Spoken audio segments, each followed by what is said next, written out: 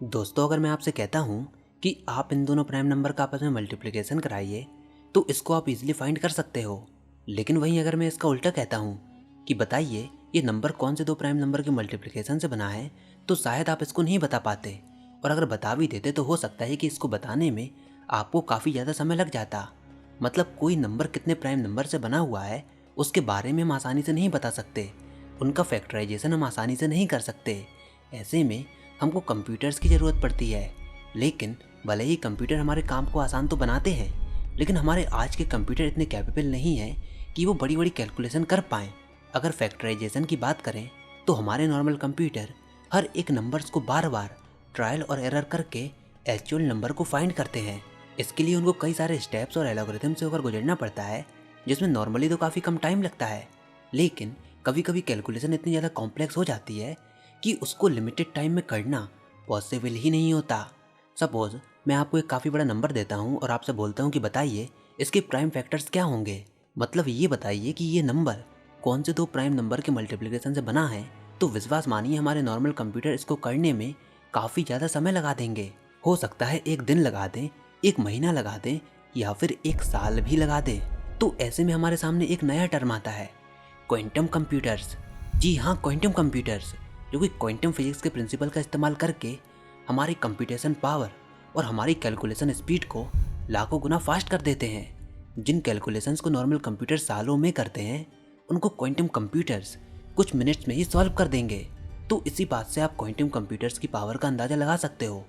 But wait, आज हम quantum computers के बारे में बात नहीं करेंगे, बल्कि क्वांटम कंप्यूटर्स की ही एक एप्लीकेशन क्वांटम क्रिप्टोग्राफी पर बात करेंगे। क्रिप्टोग्राफी सुनने में ये वर्ड क्रिप्टो करेंसी ऐसा लग रहा होगा, लेकिन क्रिप्टोग्राफी एक ऐसी साइंस है जिससे हमारे डेटा को सीक्रेट रखा जाता है, हमारी इन्फॉर्मेशन को हाइड करके रखा जाता है।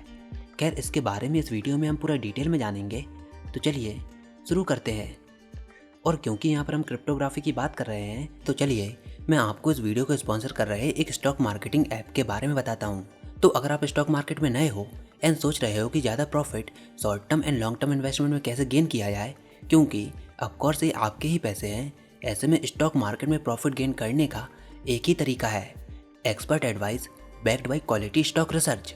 पर इसके लिए सबसे ज़रूरी है एक मेंटर का होना, जो आपको इन्वेस्टमेंट एंड ट्रेडिंग के लिए सही गाइडेंस दे। स्टॉक मार्केट में इन्वेस्ट करने के लिए सबसे पहले आपके पास एक डैमेट अकाउंट होना चाहिए। पर मोतीलाल ओसवाल के साथ जुड़ने के बाद आपको किसी भी चीज़ की चिंता करने की ज़रूरत नहीं, बिकॉज ये इंडिया की one of the best brokerage company में से एक है, with over 30 year experience and 19 lakh plus customer. सबसे इंटरेस्टिंग यहाँ पर जीरो मेंटेनेंस चार्जेस हैं। डेमिट अकाउंट खोलने के लिए केवल पैन कार्ड, आधार कार्ड या फिर बैंक प्रूफ ही लगेगा। मोतीलाल ओसवाल प्लस आपको एक पर्सनल स्टॉक एडवाइज़र भी देता है, जो कि आपको बताता है कि कब कौन सा स्टॉक खरीदना या फिर बेचना चाहिए। प्लस इसके साथ आपको आपके मोबाइल पर रियल टाइम स्टॉक रिकमेंडेशन भी मिलते रहेंगे। जैसे ही आप इस पर साइन अप करते हो तो आपको एक वेलकम बास्केट दिया जाएगा वॉट ₹25,000, जिसमें आप उनके AI बेस्ड टूल का भी यूज़ कर पाएंगे। साथ में आपको ₹3,000 का डिस्काउंट कूपन एंड ₹1,000 का ब्रोकरेज कैशबैक भी मिलेगा। आप अपने मोबाइल ऐप या फ़ोन कॉल के द्वारा भी इन्वेस्ट कर सकते हो। तो देर किस बात की, डिस्क्रिप्शन में दी गई लिंक पर क्लिक करें, अपना name, phone number and city डालें और अपना डेमिट अकाउंट ऑनलाइन ही ओपन करें। खैर, ये तो हुई प्रमोशन की बात। चलिए अब हम क्वांटम क्रिप्टोग्राफी के बारे में जानते हैं। तो मैं आपसे ये पूछता हूँ कि जब भी आप किसी भी शॉपिंग वेबसाइट पर शॉपिंग करते हो या फिर किसी भी रैंडम वेबसाइट पर अपने ट्रांजैक्शन करते हो, तो उसमें आप अपनी बैंक डिटेल, क्रेडिट कार्ड या फिर डेबिट कार्ड डिटेल्स को पुट करते हो, जिसकी मदद से ट्रांजैक्शन कंप्लीट हो पाती हैं। लेकिन मेरा सवाल ये है, जो इन्फॉर्मेशन आप उन वेबसाइट पर ऑनलाइन शेयर कर रहे हो, क्या वो सिक्योर है? क्या आपकी इन्फॉर्मेशन सेफ है, या फिर कोई और उन इन्फॉर्मेशन को डिक्रिप्ट कर सकता है? क्या जो मैसेज आप फेसबुक और व्हाट्सएप पर सेंड करते हो, क्या वो सिक्योर है, या फिर कोई एक तीसरा इंसान उनको हैक कर सकता है?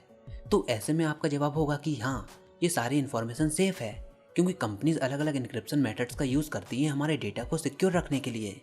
अब यहाँ पर एक टर्म आता है इनक्रिप्शन। आप सोच रहे होंगे कि इनक्रिप्शन क्या होता है। तो सपोज आप मुझे एक मैसेज सेंड करते हो, तो अगर वो मैसेज बिना कोई इनक्रिप्शन के मेरे पास डायरेक्टली आता है, तो ऐसा होना बिल्कुल पॉसिबल है कि रास्ते में कोई एक तीसरा इंसान उस मैसेज को डायरेक्टली पढ़ ले, जो कि हम बिल्कुल भी नहीं चाहते। तो डेटा को सिक्योर करने के लिए हमारे पास अलग अलग इनक्रिप्शन मेथड्स होते हैं। लाइक हम वर्ड्स को स्क्रैम्बल कर सकते हैं, अल्फ़ाबेट्स को नंबर के साथ रिप्लेस कर सकते हैं, या फिर मैसेज को स्पेशल सिंबल्स के फॉर्म में लिख सकते हैं, या फिर उसको एक मैथमेटिकल प्रॉब्लम बनाकर रिसीवर को भेज सकते हैं। ऐसे मैथमेटिकल प्रॉब्लम बनाकर भेज सकते हैं जिनको बनाना तो आसान होगा, लेकिन उनको सॉल्व करना काफ़ी कठिन होगा।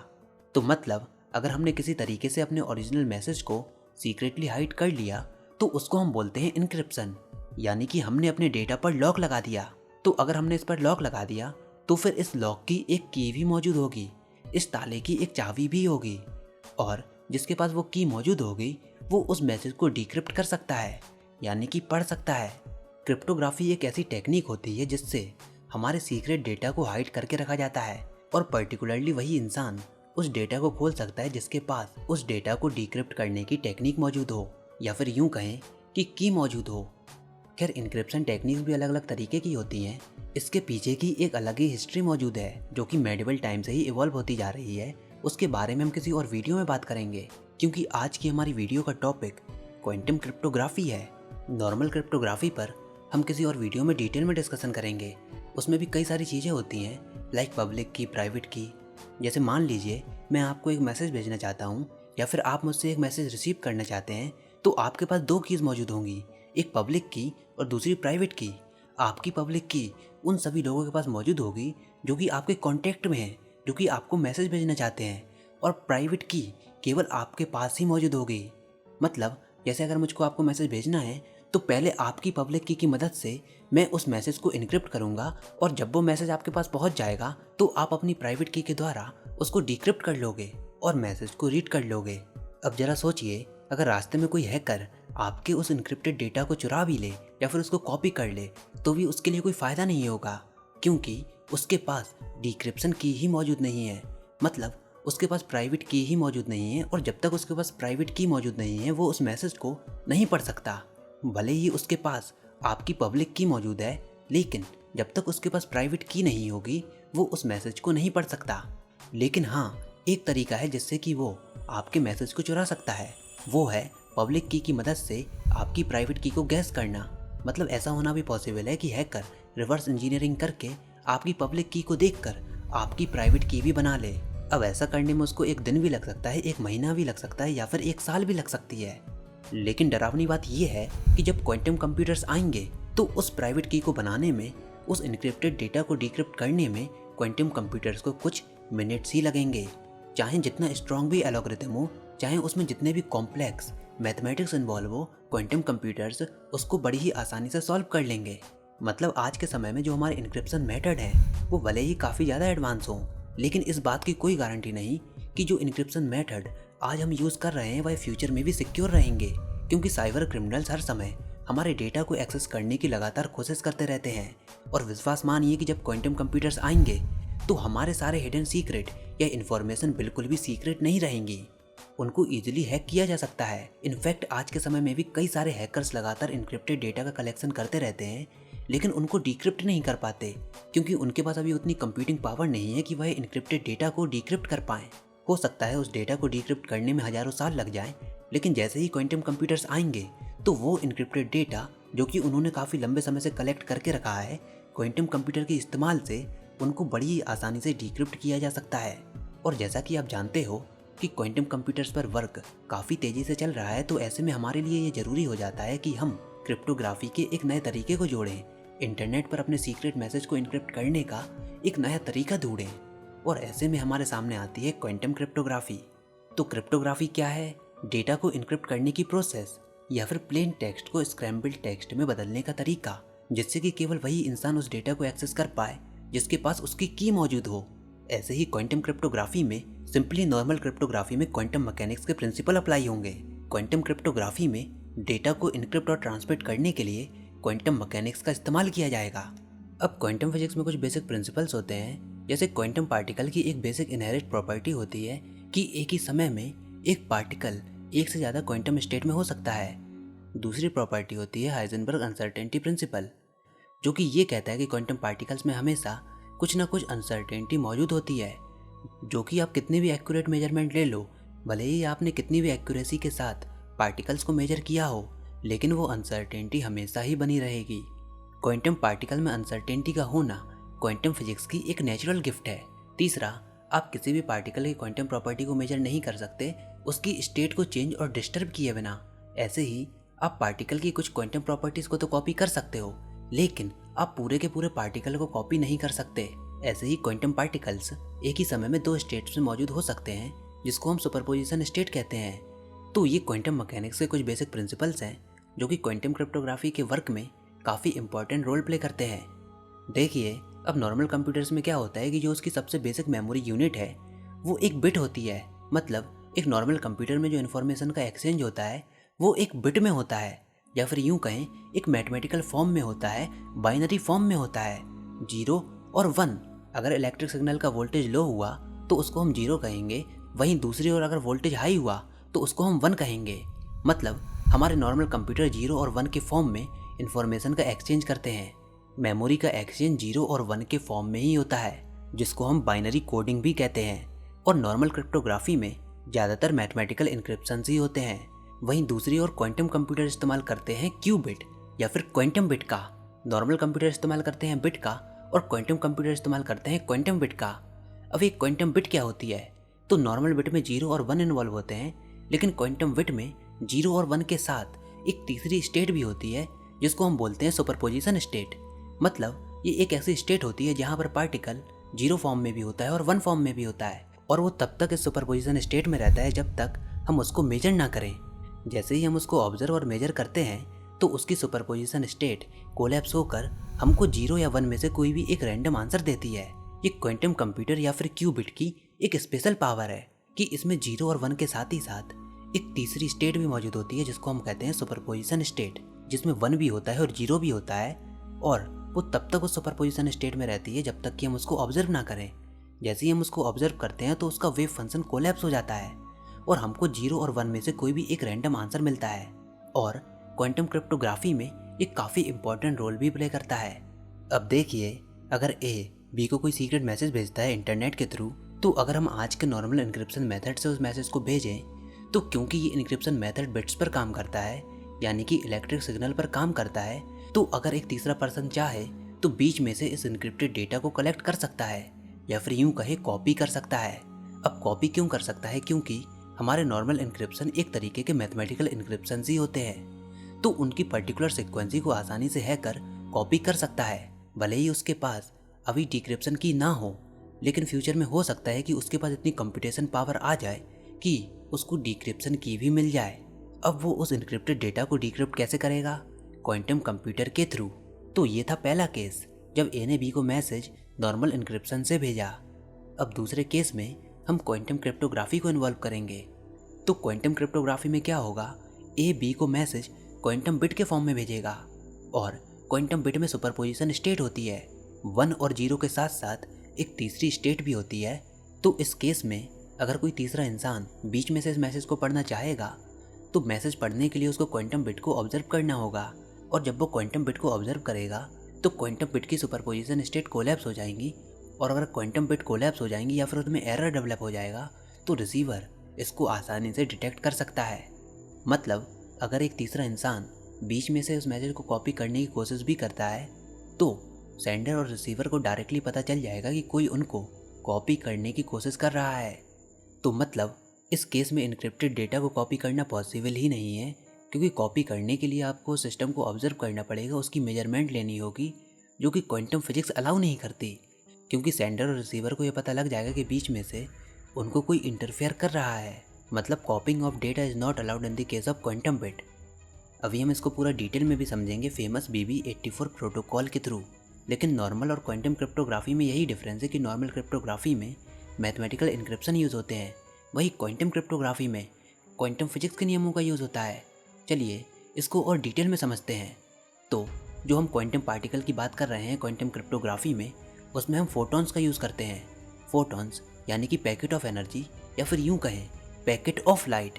अब हमने फोटॉन्स का ही यूज़ क्यों किया है? तो इसका जवाब है क्योंकि ये कम्युनिकेशन हम ऑप्टिकल फाइबर पर करवाते हैं।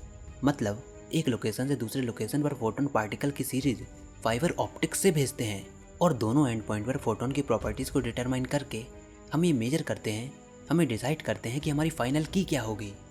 तो सबसे पहले आप इस बात को समझिए कि ये जो पूरी रेस है जिसमें हम मैसेज को एक जगह से दूसरी जगह भेज रहे हैं, हम मैसेज को इनक्रिप्ट करना तो जानते हैं, लेकिन उस मैसेज को वही पढ़ सकता है जिसके पास उसकी डिक्रिप्शन की हो। तो कुल मिलाकर हमको अपनी की को सिक्योर करना है। अगर हमारी की सिक्योर हो जाएगी तो हमारा मैसेज भी ऑटोमेटिकली सिक्योर हो जाएगा। तो अभी नॉर्मली क्या होता है कि जिस रास्ते से हम अपने मैसेज को इनक्रिप्ट करके भेजते हैं, कहीं ना कहीं उसी रास्ते से डिक्रिप्शन की का भी एक्सचेंज होता है। तो ऐसे में उसके हैक होने की पॉसिबिलिटी बढ़ जाती है। तो क्वांटम क्रिप्टोग्राफी में हम क्या चाहते हैं कि हमारे पास एक ऐसा सिक्योर रास्ता मौजूद हो जिसको हैक करना पॉसिबल ही ना हो, और उसी रास्ते के जरिए हम अपनी की का भी डिस्ट्रीब्यूशन करेंगे, मतलब अपनी की को भी भेजेंगे। तो उस रास्ते को बनाने के लिए हम क्वांटम मैकेनिक्स के प्रिंसिपल का यूज़ करते हैं। और ये जो पूरी प्रोसेस होती है जिसमें की एक जगह से दूसरी जगह पर जाती है सिक्योरली, उसको हम बोलते हैं क्वांटम की डिस्ट्रीब्यूशन। तो अब हम क्वांटम की डिस्ट्रीब्यूशन यानी QKD को पूरा डिटेल में समझेंगे। तो अभी दो चीज़ों के बारे में जानिए। हमारे पास दो रास्ते हैं, एक है क्लासिकल चैनल और एक है क्वांटम चैनल। क्लासिकल चैनल वो है जहाँ पर हम नॉर्मली डेटा को ट्रांसफ़र करते हैं, मैसेज को इनक्रिप्ट करके भेजते हैं। मतलब अगर कोई तीसरा पर्सन चाहे तो उसको ईजिली एक्सेस कर सकता है। जैसे क्लासिकल चैनल के अंदर आते हैं इंटरनेट, रेडियो या फिर हमारे नॉर्मल कॉल, जिसको अगर कोई चाहे तो एक्सेस कर सकता है। और दूसरा रास्ता है क्वांटम चैनल, जो कि बिल्कुल सिक्योर है, जहाँ पर हम की का डिस्ट्रीब्यूशन करेंगे। मतलब मैसेज को तो हम नॉर्मली इनक्रिप्ट करके अपने क्लासिकल चैनल में भेज देंगे, लेकिन जो उसकी की होगी डिक्रिप्ट करने की, उसको हम सिक्योरली क्वांटम चैनल से भेजेंगे। तो चलिए अब इसको पूरा डिटेल में समझते हैं। सबसे पहले सेंडर, जो कि मैसेज को सेंड करेगा, उसके पास एक फोटोन का सोर्स होगा। वो फोटोन का सोर्स एक ही समय में केवल एक फोटोन इमिट करता है, यानी कि वो मोनोफोटोनिक सोर्स है। और उसके पास 4 पोलराइजर मौजूद होंगे जो कि फोटोन को पोलराइज करेंगे अलग अलग डायरेक्शन में। तो सेंडर के पास 4 टाइप के पोलराइजर मौजूद हैं, पहला वर्टिकल, दूसरा हॉरिजॉन्टल, तीसरा 45 डिग्री राइट और चौथा 45 डिग्री लेफ्ट। तो अगर फोटोन वर्टिकल या फिर 45 डिग्री वाले पोलराइजर में से पास होता है तो उसको हम 1 बिट से डिनोट करेंगे, और अगर फोटोन हॉरिजॉन्टल या फिर 45 डिग्री लेफ्ट वाले पोलराइजर में से पास होता है तो उसको हम 0 बिट से डिनोट करेंगे। मतलब फोटोन किस पोलराइजर में से पास होता है वह उसकी पोलराइजेशन स्टेट के बारे में बताता है, और सेंडर बारी बारी से पोलराइजर को चेंज करता है रैंडमली अपने अकॉर्डिंग। फोटोन के सामने कोई भी पोलराइजर रख देता है और उसकी वैल्यू को नोट करता है। जैसे मान लीजिए वो वर्टिकल पोलराइजर रखता है तो 1 बिट नोट कर लेगा, या फिर हॉरिजॉन्टल रखता है तो 0 नोट कर लेगा। मतलब रैंडमली कोई भी सीक्वेंस होता है। तो अब ये पोलराइज्ड फोटोन रिसीवर तक ट्रैवल करते हैं, और रिसीवर के पास 2 बीम स्प्लिटर मौजूद होते हैं, एक हॉरिजॉन्टल वर्टिकल और दूसरा डायगोनल बीम स्प्लिटर, जो कि हर एक फोटोन की पोलराइजेशन स्टेट के बारे में बताता है। उस रिसीवर को ये मालूम नहीं होता कि किस फोटोन के लिए उसको कौन सा बीम स्प्लिटर यूज़ करना है तब उसको सही वैल्यू मिलेगी, बस वो रैंडमली इसको यूज़ करता है। जैसे सेंडर अलग अलग पोलराइजर की मदद से अलग अलग पोलराइजेशन स्टेट वाले फोटोन्स को भेज रहा था, वैसे ही रिसीवर रैंडमली इसी बीम स्प्लिटर की मदद से उनकी स्टेट काउंट करने की कोशिश करता है। जैसे सपोज अगर सेंडर का फोटोन नंबर 1 सबसे पहले वर्टिकल पोलराइजर से पास होता है तो वो 1 बिट बताएगा, और अगर वही photon horizontal vertical beam splitter में से पास होता है तो उसकी पोलराइजेशन स्टेट में कुछ भी चेंज नहीं होगा। वहीं अगर उसी फोटोन को रिसीवर डायगोनल बीम स्प्लिटर में से पास कराता है तो ऐसे में पोलराइजेशन स्टेट चेंज हो जाएगी और हमको रिजल्ट अपोजिट दिखेगा। सिमिलरली स्टार्टिंग में अगर सेंडर फोटोन को हॉरिजॉन्टल पोलराइजर से पास कराता और रिसीवर उसको डायगोनल बीम स्प्लिटर से ऑब्जर्व करता तो क्वांटम स्टेट फिर से चेंज हो जाती और रिजल्ट में हमको 1 दिखता। लेकिन अगर उसको हॉरिजॉन्टल वर्टिकल से पास कराता तो उसकी क्वांटम स्टेट चेंज नहीं होती और ऐसे में रिजल्ट हमको सेम ही मिलता। मतलब कुल मिलाकर अगर देखा जाए तो 0 और 1 तो केवल हमने नाम दिए हैं, असली खेल है फोटोन की डायरेक्शन का। पोलराइजर क्या करता है, फोटोन को एक पर्टिकुलर डायरेक्शन में अलाइन करता है। तो अगर जिस पोलराइजर ने फोटोन की डायरेक्शन चेंज की है, अगर उसी सेम डायरेक्शन का बीम स्प्लिटर उसको ऑब्जर्व करेगा तो उसकी क्वांटम स्टेट चेंज नहीं होगी और वो फोटोन इजीली उसमें से पास हो जाएगा। लेकिन अगर जिस पोलराइजर ने फोटोन को पर्टिकुलर डायरेक्शन दी है, अगर रिसीवर उस डायरेक्शन का बीम स्प्लिटर यूज़ नहीं करता या फिर उसके अपोजिट डायरेक्शन का यूज़ करता है तो ऐसे में फोटोन उस बीम स्प्लिटर से पास हो ही नहीं पाएगा और ऐसे में उसका वेव फंक्शन कोलैप्स हो जाएगा और हमको रिजल्ट अपोजिट मिलेगा। अगर 0 है तो 1 और 1 है तो 0। ठीक है, अब आप समझ गए होंगे कि 0 और 1 कैसे असाइन किए जाते हैं। तो अब जैसे ही सारे पोलराइज्ड फोटोन रिसीवर के पास पहुंचते हैं तो रिसीवर को ये मालूम नहीं होता कि किस फोटोन के लिए उसको कौन सा बीम स्प्लिटर यूज़ करना चाहिए। मतलब हर एक पोलराइज्ड फोटोन की रीडिंग लेने के लिए वो रैंडमली अलग अलग बीम स्प्लिटर का यूज़ करता है और रिजल्ट को नोट करता जाता है। रिसीवर रीडिंग लेते समय ये सीक्वेंस में नोट करता जाता है कि सबसे पहले उसने कौन सा बीम स्प्लिटर यूज़ किया और उसका रिजल्ट क्या मिला, उसके बाद उसने कौन सा किया और उसका रिजल्ट क्या मिला। मतलब वो सबकी रीडिंग सीक्वेंस में लेता जाता है और उसके रिजल्ट लिखता जाता है। और सारे फोटोन्स को रिसीव करने के बाद रिसीवर ये इन्फॉर्मेशन भेजता है सेंडर को। हाँ, सेंडर को वो 0 और 1 वाली इन्फॉर्मेशन नहीं भेजता, वो खाली भेजता है कि उसने फोटोन 1 के लिए कौन सा बीम स्प्लिटर यूज़ किया, फोटोन 2 के लिए कौन सा बीम स्प्लिटर यूज़ किया। और सेंडर इसको अपने डेटा से कंपेयर करता है और सेंडर अपनी इन्फॉर्मेशन कि उसने फोटोन 1 को कौन से पोलराइजर से सेंड किया, फोटोन 2 को कौन से पोलराइजर से सेंड किया, वो रिसीवर को भेजता है। अब आप ये सोच रहे होंगे कि ये इन्फॉर्मेशन हम कैसे भेजेंगे। तो वो दोनों ये इन्फॉर्मेशन भेजते हैं क्लासिकल चैनल के थ्रू, नॉर्मल कॉल के थ्रू या फिर इंटरनेट के थ्रू। अगर क्लासिकल चैनल में उनकी ये इन्फॉर्मेशन कोई पढ़ भी ले, कोई हैक भी कर ले, तो वो इन्फॉर्मेशन हैकर के लिए कोई काम की नहीं रहेगी। वो कैसे, वो अभी मैं आपको बताऊंगा। तो सेंडर के पास रिसीवर की इन्फॉर्मेशन होती है कि उसने कौन सा बीम स्प्लिटर यूज़ किया, और रिसीवर के पास ये इन्फॉर्मेशन आ जाती है कि सेंडर ने किस नंबर के फोटोन को किस पोलराइजर से भेजा है। और वो दोनों अपने डेटा को कंपेयर करते हैं। जैसे अगर हॉरिजॉन्टल पोलराइजर से पास किया गया photon horizontal beam splitter read करता है, तो ऐसे में रिजल्ट हमको करेक्ट मिलेंगे। लेकिन अगर वही पोलराइज फोटोन को वर्टिकल बीम स्प्लिटर के द्वारा रीड किया जाता है, तो ऐसे में हमको रिजल्ट अपोजिट दिखते हैं, मतलब डेटा मैच नहीं करता। तो ऐसे ही वो अपने डेटा को कंपेयर करते हैं और जो डेटा मैच नहीं करता उसको वो हटा देते हैं, और जो बचा हुआ 1 और 0 का सीक्वेंस होता है जो कि सही बीम स्प्लिटर और पोलराइजर में से पास हुए हैं, वो उनकी इंक्रिप्शन की बन जाती है। अब अगर इन फोटोन के सीक्वेंस को बीच में कोई रीड करने की या फिर कॉपी करने की कोशिश भी करता है, तो इसको कॉपी करने के लिए हैकर को क्वांटम बिट को ऑब्जर्व करना होगा। और अगर हैकर गलत बीम स्प्लिटर का यूज़ करेगा तो क्वांटम स्टेट चेंज हो जाएगी, और अगर क्वांटम स्टेट चेंज हो जाएगी तो रिसीवर को भी गलत इन्फॉर्मेशन मिलेगी। और एक प्रोबेबिलिटी के अनुसार हैकर कई बार क्वांटम स्टेट को चेंज करेगा, और जब कई बार क्वांटम स्टेट चेंज होगी तो इससे रिसीवर के रिजल्ट में भी चेंज आएंगे, एरर आएंगे। और जब एरर आएंगे तो सेंडर और रिसीवर को ये कंफर्म हो जाएगा कि ज़रूर बीच में उनका डेटा कॉम्प्रोमाइज़ हुआ है, बीच में ज़रूर इस की को एक्सेस करने की हैकर ने कोशिश की है। ऐसे में सेंडर और रिसीवर फिर से एक नई की को भेजेंगे। इस प्रोसेस को समझना थोड़ा कन्फ्यूजिंग है, लेकिन चलिए इसको थोड़ा और आसान भाषा में समझाने की मैं कोशिश करता हूँ। तो मान लीजिए एक एलिस है और एक बॉब है। एलिस और बॉब आपस में कोई सीक्रेट मैसेज को शेयर करना चाहते हैं। एलिस सेंडर है और बॉब रिसीवर है। अब इन दोनों के बीच में एक तीसरा पर्सन भी मौजूद है जिसको हम ईव कहेंगे। ईव एलिस और बॉब के मैसेज को पढ़ना चाहती है, लेकिन एलिस और बॉब नहीं चाहते कि ईव उनके मैसेज को पढ़े। तो इसके लिए वो क्वांटम की डिस्ट्रीब्यूशन टेक्निक का यूज़ करते हैं, क्वांटम क्रिप्टोग्राफी का यूज़ करते हैं। मतलब एलिस अलग अलग पोलराइजर का यूज़ करके बॉब को पोलराइज फोटोन की स्ट्रीम भेजता है, और बॉब रैंडमली बीम स्प्लिटर का यूज़ करके उन फोटोन्स के डेटा को ऑब्जर्व करता है, उसको रीड करता है। और ये जो पूरे डेटा का ट्रांसफ़र है वो ऑप्टिकल फाइबर के थ्रू हो रहा है, जिसको सिक्योर करना हमारे लिए ज़रूरी नहीं है क्योंकि उसके अंदर फोटोन रैंडम स्टेट में होते हैं। तो अगर ईव उनके मैसेज को पढ़ना चाहती है, उस सीक्रेट की को जानना चाहती है, तो उसको हर एक फोटोन के स्टेट को सीक्रेटली मेजर करना पड़ेगा।